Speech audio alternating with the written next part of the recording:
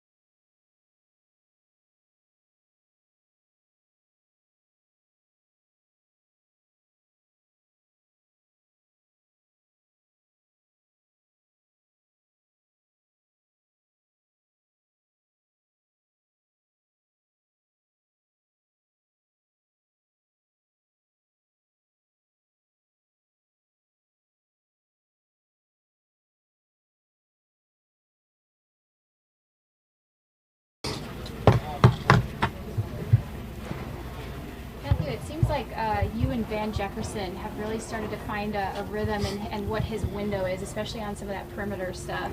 What is your evaluation of his sort of development through camp with you? Yeah, he's doing a nice job. I think every time we step out on the field, he's trying to be better. I'm trying to be better with him and with all the guys.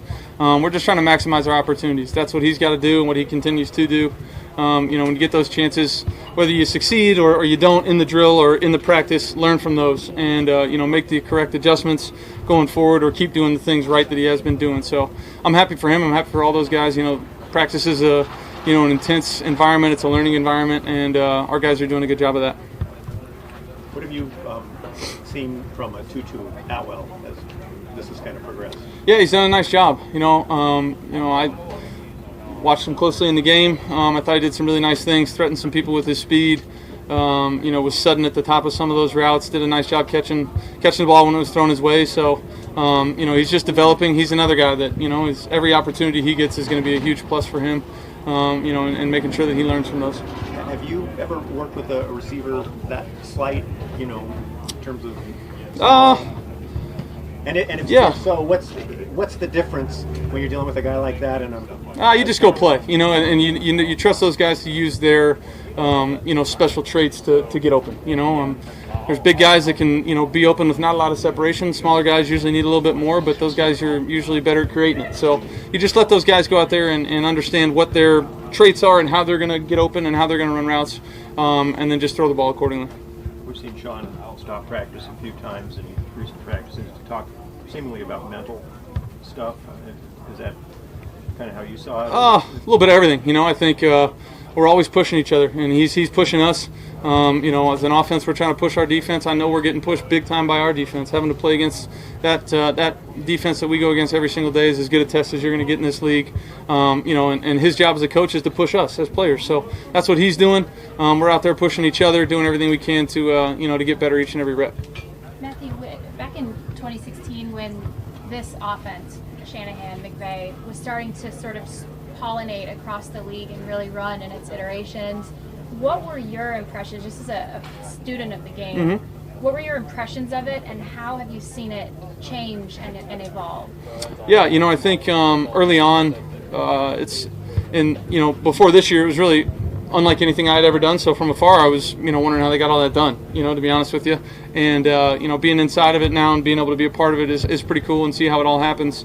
Back then, all you were getting was nickel 4-2 and like body matches and all that kind of stuff. And they were just going up and down the field on people. Defenses, have adapted and done things to try and, disrupt, some of the rules and things that we have as an offense, but it's on us to adapt then further. So it's really cool to kind of see how it's gone. It's like everything in this league. It kind of comes and goes in cycles, and everybody kind of adds on, and inevitably whoever was coaching here or in that tree has now gone off to a few different other places, and they're doing it their own different way, and it's kind of fun to watch it grow.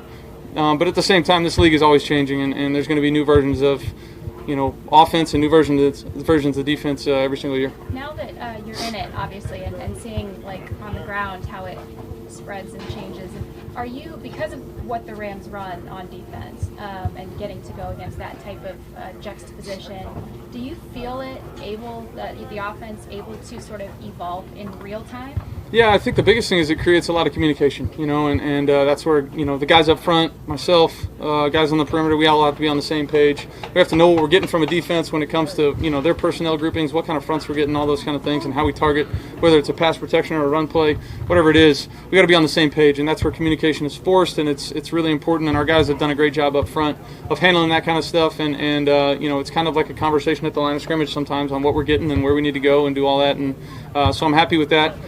Sean and Raheem do a great job of, testing us as players, both on the defensive side of the ball, seeing looks that we have versus, different matches. And then, for us as an offense going out there in 11 personnel and getting base defense or getting all sorts of variations and being able to target those things correctly is a huge plus for us. Without the benefit of playing in the preseason and being in a new offense, are you confident that you're going to be able, in the opener, to have command of the offense, or is that something that's going to take a few games?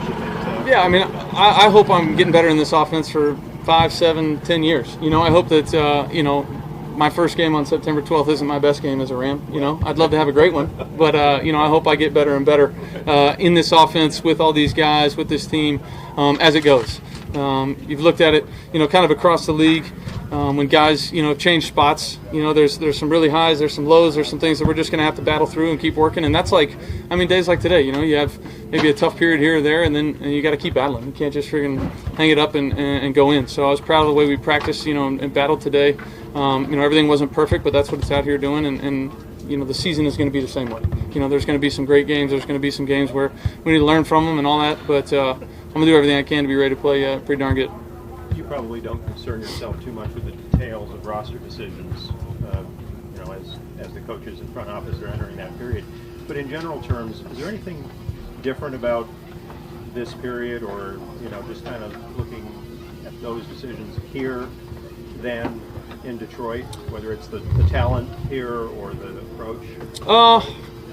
To be honest with you, I'm doing too much of focusing on myself and making sure I'm doing all the right stuff, trying to be as good of a quarterback for this team as I can possibly be, to worry about all that kind of stuff. I was probably a little bit more familiar with how the process went in Detroit just because I was there for 12 years. But at this point, I'm just locking in on trying to be, perfect in my assignments, go out there and execute physically and make sure I lead these guys. So I don't have enough time in the day to worry about that kind of stuff. Good. Thanks guys. Thank you. Appreciate it.